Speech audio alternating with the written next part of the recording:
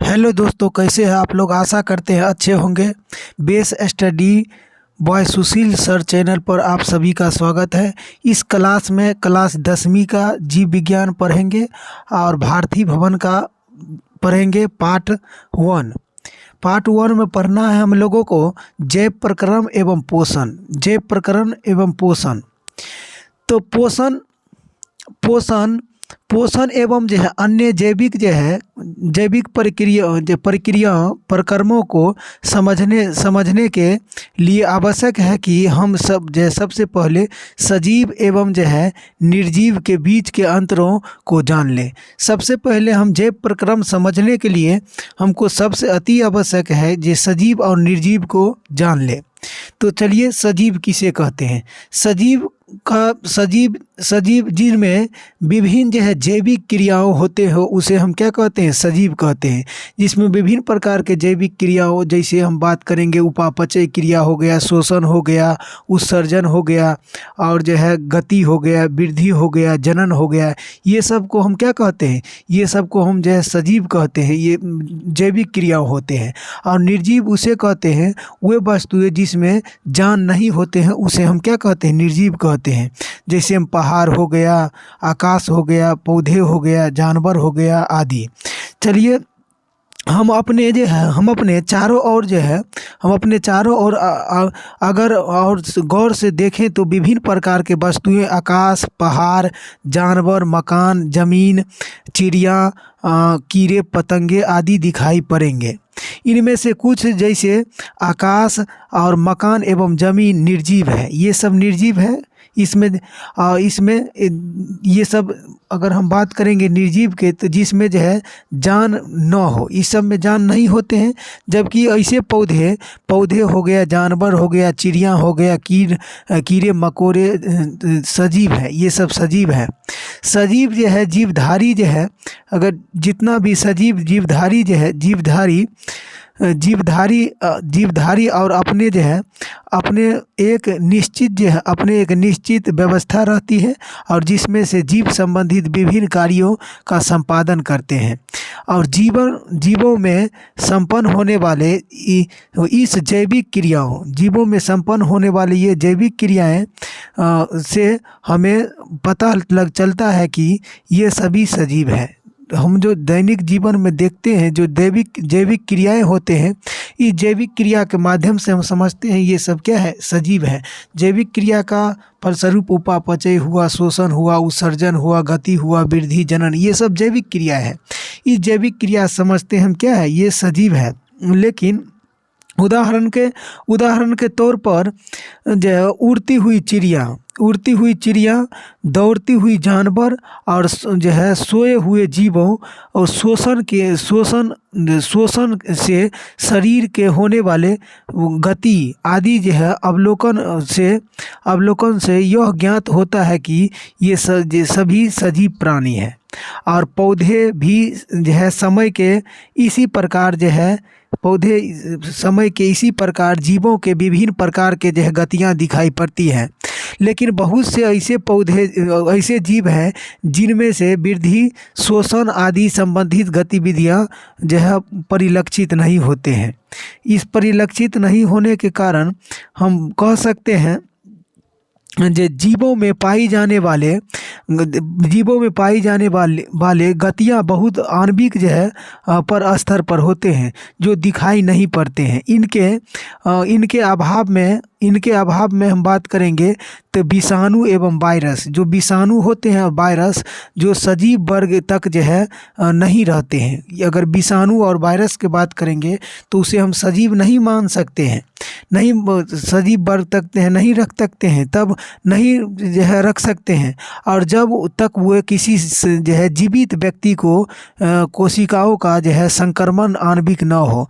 अगर हम ये बैक्टीरिया वायरस की बात करेंगे, जब कोई व्यक्ति को अगर संक्रमण नहीं करते हैं तब तक उसको सजीव नहीं कह सकते हैं, गति नहीं दर्शाते हैं।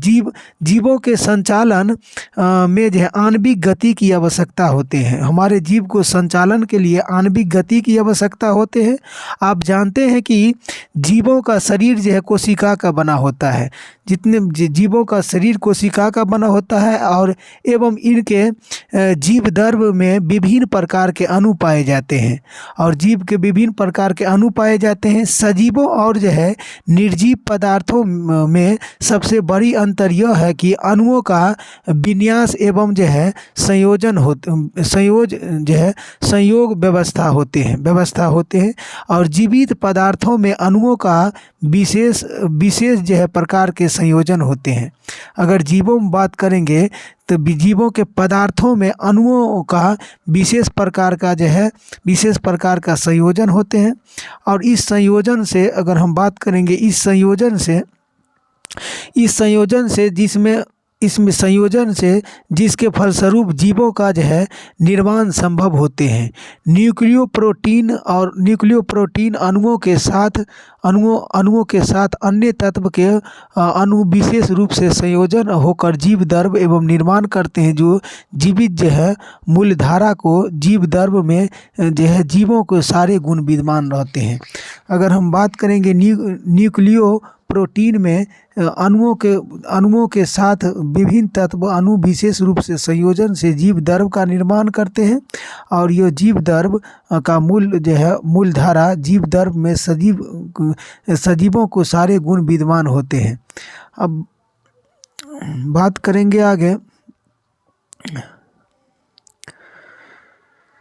तो ये इसमें उपस्थित जो विभिन्न अणुओं की विशेष जो है विभिन्न अणुओं के विशेष व्यवस्था की गति एवं आणविक गति कहते हैं, जिसकी निर्जीव में जो है अभाव रहते हैं। ये सब निर्जीव में अभाव रहते हैं। समझेंगे हम सजीव वस्तु एवं जैव प्रक्रम। अब समझेंगे सजीव वस्तु एवं जैव प्रक्रम। तो सजीव और निर्जीव के बारे में हम जान चुके हैं। सजीव क्या होते हैं, निर्जीव क्या होते हैं। और वायरस जो होते हैं उसमें अगर कोई सजीव में अगर वो किसी व्यक्ति में प्रवेश करते हैं तब वो सजीव होता है, अन्यथा वो निर्जीव रहते हैं। अगर सजीव वस्तुएं और जो निर्जीव वस्तुएं की अगर हम बात करेंगे तो जीवों वस्तुओं और जैव प्रक्रम के अगर हम बात करेंगे तो सजीव को जैव प्रक्रम, तो जीवों में एक जो है सुव्यवस्थित एवं जो है निश्चित संरचनात्मक व्यवस्था रहता है और कोशिकाओं के सभी जीवों की संरचनात्मक एवं क्रियात्मक इकाई होते हैं। कोशिकाएं जो होते हैं शरीर के सब संरचनात्मक एवं क्रियात्मक इकाई होते हैं। कोशिका के हम बात करेंगे, कोशिका जो है सभी जीवों के संरचनात्मक एवं क्रियात्मक इकाई होते हैं और ये जो है कोशिकाओं के समूह के उत्तक कहते हैं। बहुत सारे कोशिका के अगर समूह होते हैं एक, तब उसको हम क्या कहते हैं, उत्तक कहते हैं। उत्तकों के जो है से अंग बनते हैं। उत्तक से हम अंग बनते हैं। अंग से अंगों के अंग तंत्र निर्माण कर और विभिन्न प्रकार के अंग तंत्र मिलकर जो है जीव का निर्माण करते हैं। विभिन्न प्रकार के अंग तंत्र बनकर जीव का निर्माण होते हैं। जीवों में संचालित होने वाले आवश्यक जो है जैविक क्रियाओं इन्हीं अंग तंत्रों द्वारा होते हैं। अगर हम जो है सोए हुए रहते हैं तो हमारे शरीर में क्रियाएं चलती रहती हैं। जब हम सोए रहते हैं तो ये क्रियाएं निरंतर चलती रहती हैं। तो जैव प्रक्रम का परिभाषा इस प्रकार है, वे सारी क्रियाएं जिनके द्वारा जीवों का अनुरक्षण होता है उसे जैव प्रक्रम होते हैं। वो सारी क्रियाएं जिनके द्वारा जीवों को अनुरक्षण होते हैं उसे हम जैव प्रक्रम कहते हैं। जैव प्रक्रम कहने का मतलब जो हम अपने दैनिक जीवन में जो हम खाते हैं, पीते हैं, सोते हैं और जो उपापचय का क्रिया होते हैं, शोषण करते हैं, उत्सर्जन करते हैं और जो है बहिष्करण करते हैं और जनन करते हैं, यही सब को हम क्या कहते हैं, शोषण कहते हैं। तो शोषण का परिभाषा इस प्रकार है, जैव प्रक्रम का परिभाषा इस प्रकार है, जैव प्रक्रम वे सारी क्रियाएं जिसमें द्वारा जीवों का अनुरक्षण जो होता है उसे हम जैव प्रक्रम कहते हैं। वे सारी क्रियाएं जिनके द्वारा जीव को अनुरक्षण होते हैं उसे हम जैव प्रक्रम कहते हैं। जैसे हम अगर बात करेंगे जैविक क्रियाओं जैविक क्रियाओं जैविक क्रियाओं को संचालन की अगर बात करेंगे, संचालन में अगर वृद्धि हुआ, टूट फूट को रोकने आदि को कार्यों के लिए जीवों के ऊर्जा की आवश्यकता होती है। ऊर्जा प्राप्त करने के लिए जो है खाद्य पदार्थों को जरूरी होते हैं। जैसे पोषण की क्रिया से जीव जो है प्राप्त होते हैं और अपनी आवश्यकताओं एवं जो है वातावरण के रूप जीवों को विभिन्न जो है प्रकार के पोषण विधि होते हैं और पोषण द्वारा प्राप्त जटिल जो है खाद्य पदार्थ का सरलीकरण जो है विभिन्न जो है चरणों में उपचयन एवं जो है अपचयन अभिक्रियाओं द्वारा जो होते हैं। जब हम लोग किसी भी प्रकार का जब जैव प्रक्रम होते हैं तो हम लोग को पोषण की आवश्यकता होती है। जैविक क्रिया मतलब पोषण होते हैं।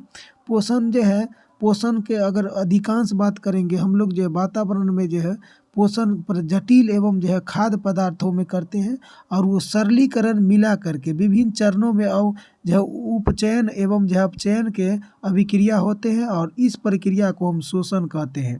जो हम लोग खाना खाते हैं एनर्जी के लिए, ऊर्जा के लिए, वो पोषण है और वो पोषण बनता है और उससे मतलब उपापचय क्रिया होते हैं, वो शोषण का निर्माण करते हैं और इसमें जो है ऑक्सीजन का उपयोग होते हैं और पदार्थ ऊर्जा मुक्त हो जाते हैं और विरहित रूप में अगर बात करेंगे विरहित रूप में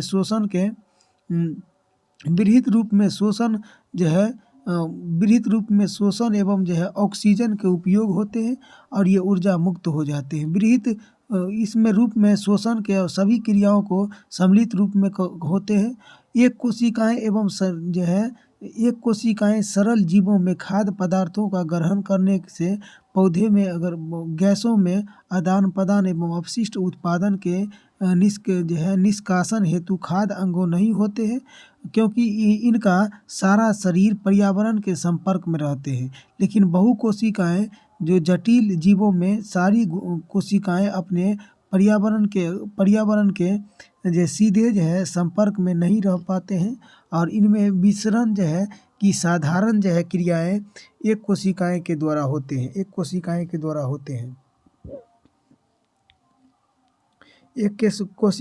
होता है।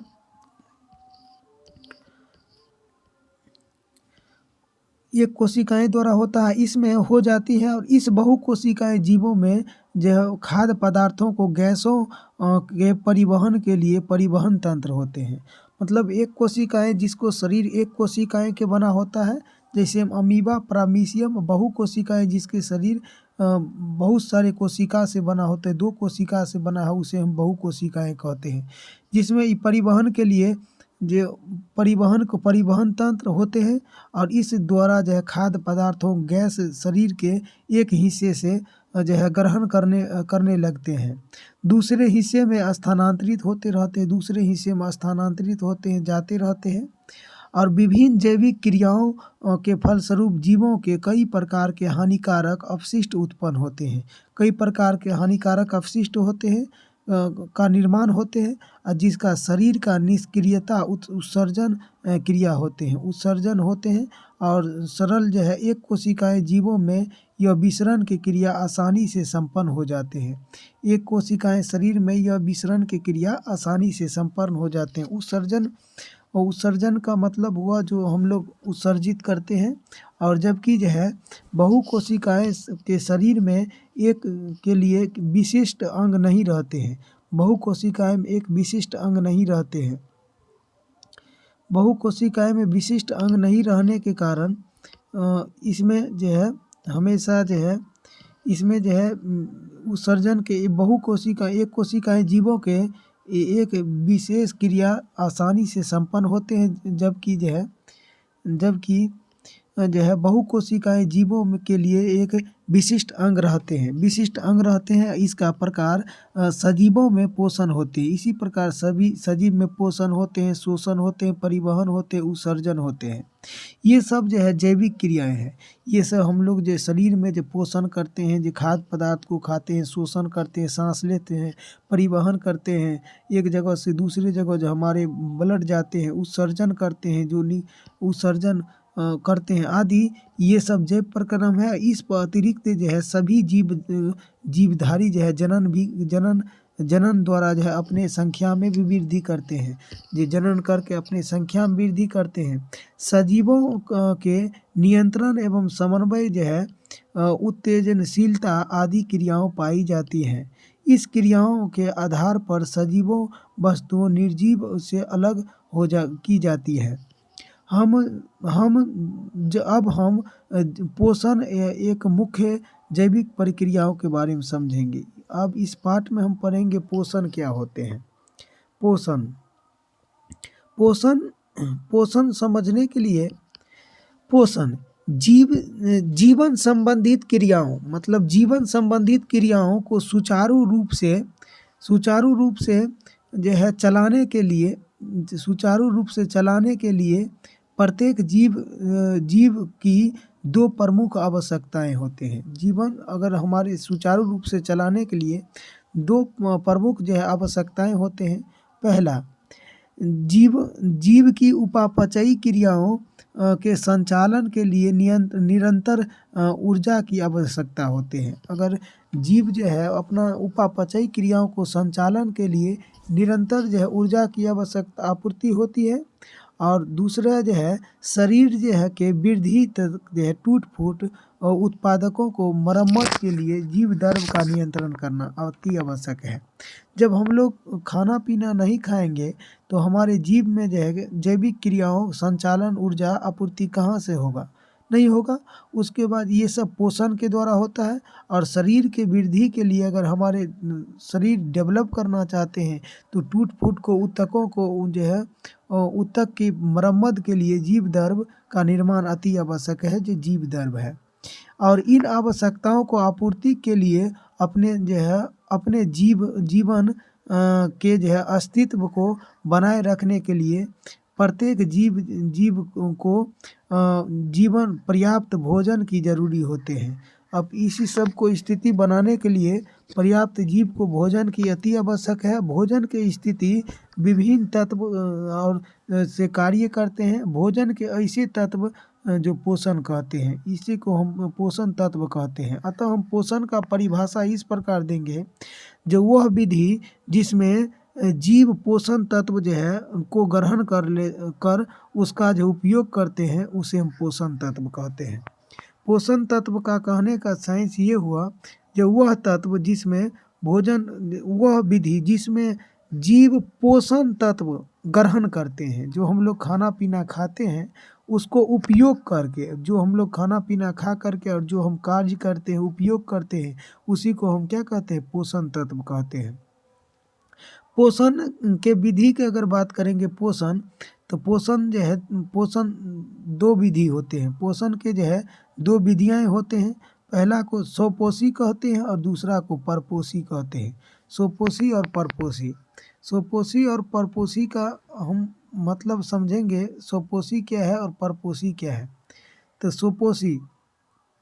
स्वपोषी की अगर हम बात करेंगे तो स्वपोषी जो है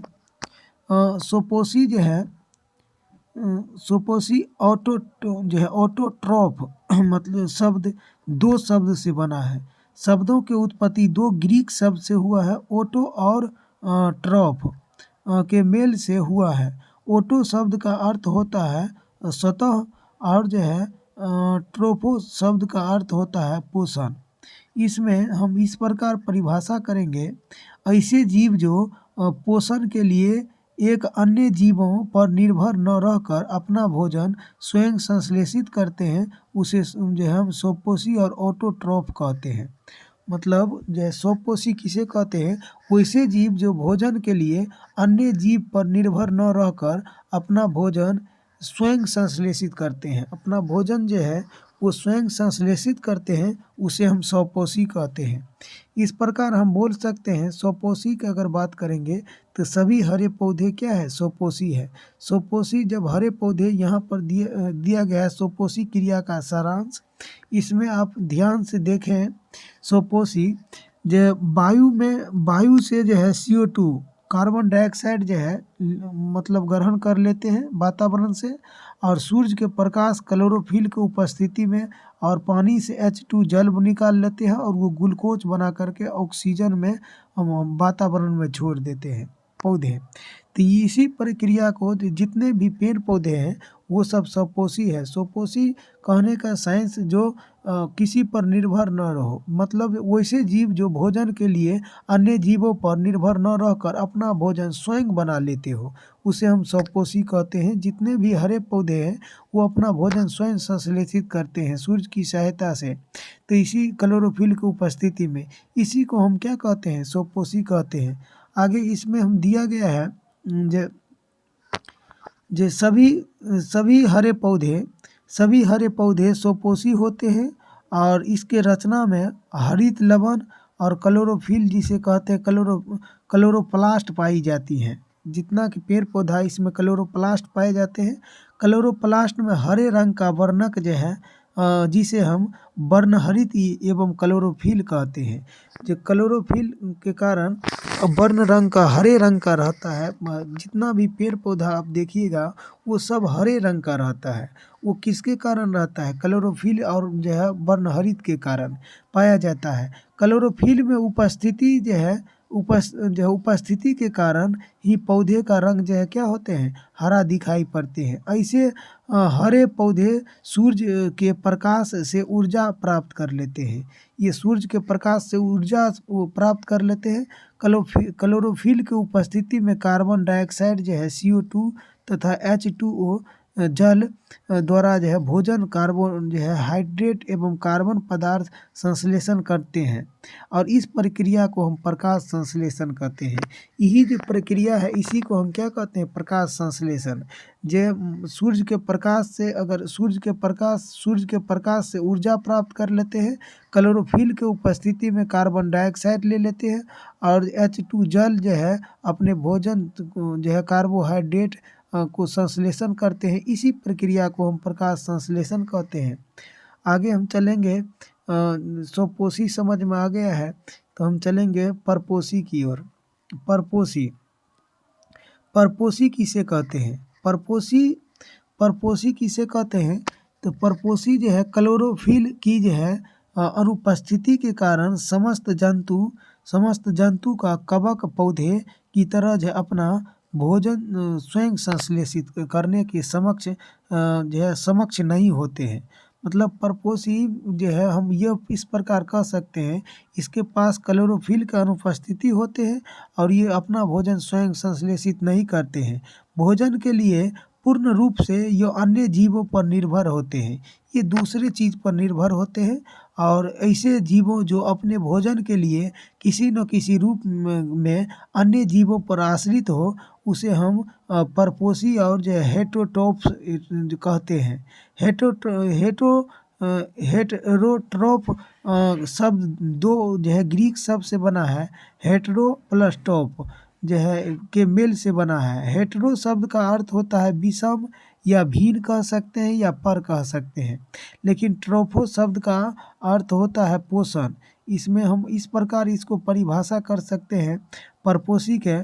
परपोषी वह प्रक्रिया है जिससे जीव अपना भोजन जो है स्वयं संश्लेषित न करके किसी न किसी दूसरे रूप से आश्रित होते हैं, उसे हम परपोषी कहते हैं। परपोषी का परिभाषा इस प्रकार देंगे, परपोषी वह प्रक्रिया है और जिसमें जीव अपना जो है भोजन स्वयं संश्लेषित न करके किसी न किसी दूसरे रूप में आश्रित रहते हैं, उसे हम परपोषी कहते हैं। चलिए आगे की ओर बढ़ेंगे तो आगे हम बात करेंगे परपोषी।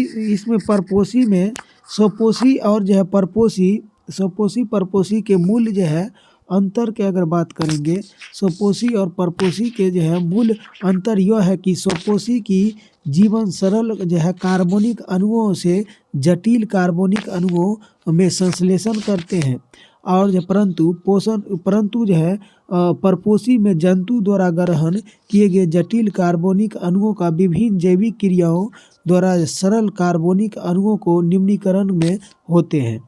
अब हम परपोषी की बात करेंगे। यहाँ पर परपोषी के जो है मुख्य रूप से 3 प्रकार होते हैं। ये परपोषी जो होते हैं उसे हम 3 प्रकार कहते हैं। परपोषी में 3 प्रकार के पहला प्रकार के हम बात करेंगे परपोषी को तो पहला परपोषी का हम बात करेंगे मृतजीवी पोषण। तो मृतजीवी पोषण जो है ग्रीक शब्द जो है सेप्रोस का अर्थ जो है अवशोषण है होता है। और इस प्रकार के पोषण में जीव जो है मृत शरीर और जो है पौधे के शरीर से अपना भोजन अपने शरीर के सतह से घुलित कार्बनिक पदार्थों के रूप में अवशोषित करते हैं। इसे हम क्या कहते हैं? मृतजीवी पौधे जो है मृतजीवी पोषण कहते हैं। मृतजीवी पोषण किसे कहते हैं? मृतजीवी वह पोषण है जिसमें जीव मृत जंतुओं के शरीर से, कोई मृत हो जंतु हो या पौधे हो, उसके शरीर से अपना भोजन जो है शरीर के सतह से जो है घुलित कार्बनिक पदार्थों के रूप में अवशोषित कर लेते हैं। घुलित कार्बनिक के रूप से अवशोषित कर लेते हैं, इसी को मृतजीवी कहते हैं। मृतजीवी का कहने का साइंस ये है, अगर चाहे वो कोई जंतु हो और कोई पौधे अगर मर गया हो तो उसको शरीर से अपना भोजन जो है अपने शरीर के सतह से घुलित कार्बनिक पदार्थ के रूप में अवशोषित कर लेते हैं, इसी को हम मृतजीवी पोषण कहते हैं। मृतजीवी वैसे पौधे जो जीव में अपना भोजन मृतजीवी पोषण रूप प्राप्त कर लेते हैं। मृतजीवी की बात करेंगे तो मृतजीवी जो है मृतजीवी को सेप्रोफाइटेट्स कहलाते हैं और अनेक जो है कवकों और बैक्टीरियाओं तथा अन्य प्रोटोजोआ को पोषण इस विधि द्वारा होते हैं। मृतजीवी अपना भोजन मुख्य सरल अवस्था में ही अवशोषण के द्वारा ग्रहण करते हैं। और मृतजीवी की अगर हम बात करेंगे तो मृतजीवी पोषण प्रकृति में बहुत अधिक महत्वपूर्ण होते हैं। मृतजीवी जंतु और पौधे मृत के पश्चात उनके मृत शरीर को मृतजीवी अपघटित कर लेता है। जब कोई भी चीज़ अगर मर जाता है, जंतु हो और पेड़, तो धीरे धीरे देखते हैं आप लोग जो है अपघटित होने लगता है। घटित के फलस्वरूप एक ऑटोमेटिक वो एकदम ख़त्म हो जाता है, उसको मृतजीवी अवशोषित कर लेता है। अर्थात सरा गलाकर और उनके जो है मूल तत्व में बदल देते हैं। ऐसे जो है मूल तत्व पुनः जो है मिट्टी में प्रतिस्थापित जो हो जाते हैं, फिर उस प्रतिस्थापित हो जाते हैं और उत्पन्न जो है गैस वातावरण में से मिल जाते हैं। इस तत्व को फिर अपने हरे पौधे मिट्टी के ग्रहण कर अपने उपयोग में लाते हैं। फिर वो मिट्टी के ग्रहण करके अपना उपयोग में लाते हैं। यह चक्र प्रकृति में निरंतर चलती रहती है। इस कारण जो है मृतजीवी अपघटक जो है भी कहलाते हैं। इसे हम क्या कहते हैं? अपघटक भी कहते हैं। मतलब मृतजीवी पौधे अगर हम बात करेंगे तो बहुत से ऐसे जीव हैं जो अपना शरीर को उत्पन्न गैस के वातावरण से वो मिला देते हैं और शरीर को मृत के शरीर से अपने अवशोषित कर लेते हैं, उसे मृतजीवी हम कहते हैं। उसके बाद अगर हम बात करेंगे परजीवी पोषण, तो परजीवी पोषण के हम बात करेंगे। परजीवी पोषण क्या है? तो परजीवी पोषण जो पारासाइटो शब्द जो है दो ग्रीक शब्द से बना है, पारा प्लस साइटो। यह मेल से बना है। पारा का अर्थ होता है पास, बगल या पार्श्व में, तथा जो है साइटो का अर्थ होता है पोषण होते हैं। इस जो है प्रकार के पोषण में जीव दूसरे प्राणी के संपर्क में अस्थायी या अस्थायी रूप से रहकर और उससे अपना भोजन प्राप्त करते हैं, चाहे अस्थायी हो और चाहे अस्थायी रूप से दूसरे के शरीर में रह करके अपना भोजन प्राप्त करते हैं। ऐसे जीवों का भोजन अन्य प्राणी के रूप में मौजूद कार्बनिक पदार्थ होते हैं और इस प्रकार के भोजन जो है करने वाले जीव परजीवी कहलाते हैं। ये सब क्या होते हैं? परजीवी कहलाते हैं। और जिस जीवों के शरीर में परजीवी अपना भोजन प्राप्त करते हैं यह पोषी कहते हैं। पोषी किसे कहते हैं? तो पोषी किसे कहते हैं? तो जिस जीव के शरीर में परजीवी अपना भोजन जो है प्राप्त कर लेते हैं, अपना परजीवी जिस जीव में शरीर अपना परजीवी अपना भोजन प्राप्त कर लेते हैं उसे पोषी कहलाते हैं। अपना जीव में करते हैं उसे हम पोषी कहलाते हैं। अगर हम बात करेंगे जिस जीव के शरीर में परजीवी अपना भोजन प्राप्त कर लेते हैं, अपना भोजन प्राप्त करते हैं, उसे हम पोषी कहते हैं। जो मर जाते हैं कहलाते हैं। परजीवी पोषण जो है अनेक प्रकार के कवक हो गया, जीवाणु हो गया, कुछ जो है पौधे जैसे जो है अमरबेल के जो है कई जंतु हो गया। अमरबेल के जंतु जो एक पेड़ के ऊपर देखते हैं ना, उस पर क्या होते हैं, उस पर जो है जन्म जाते हैं। उसके बाद गोल कीर्त हो गया, उसके बाद जो है हुक कर्म हो गया, टेकवर्म हो गया, एंट अमीबा हो गया, हिस्ट्रोलिटिका हो गया, मलेरिया हो गया, परजीवी आदि ये पाए जाते हैं। ये सब क्या है? ये सब परजीवी है। आगे हम पॉइंट बात करेंगे जिसे हम कहते हैं सभी परजीवी के भोजन में समरूप नहीं होते हैं और परजीवी के जो है द्वारा भोजन के रूप में ग्रहण किया जाने वाले कार्बनिक पदार्थ समाप्त सरल तरह से हो जाते हैं। परजीवी का अगर हम लास्ट पॉइंट की बात करेंगे जिसे हम कहते हैं प्राणी संपोषी। प्राणी संपोषी क्या है? तो जो है प्राणी संपोषी जो है हेलोजोइक शब्द दो जो है शब्द से बना है। हेलो प्लस जोइक से बना है और हेलो शब्द का अर्थ होते हैं पूर्ण रूप से और जो है पूरी तरह। उसके बाद जोइक शब्द का अर्थ होते हैं जंतु जैसा। वैसे पोषण जिसमें प्राणी अपना भोजन ठोस या तरल के रूप में जंतुओं के भोजन ग्रहण करने के विधि द्वारा ग्रहण करते हैं उसे प्राणी संपोषी कहते हैं कहलाते हैं। वैसे जीव जो अपने विधि में पोषण तत्व ओकरा प्राणी संभोजी भी कहते हैं। प्राणी संभोजी किसे कहते हैं? तो बोल रहा है जो वैसे जीव जिसमें इस विधि को पोषण द्वारा प्राणी जो है संभोजी कहलाते हैं। अगर हम बात करेंगे इस प्राणी संभोजी में तो अगर हम जीवों में इस प्रकार के पोषण सामान्यतः जंतु और लवणों में अमीबा, मेढक जंतु और ये सब पाए जाते हैं। इसको हम क्या कहते हैं? इस सब को हम बोलते हैं जो है प्राणी संभोजी। जैसे मनुष्य हो गया, मेढक हो गया, पाए जाते हैं। तो दोस्तों आज के लिए इतना ही। अगले चैप्टर के माध्यम से हम आगे की ओर बढ़ेंगे। जय हिंद।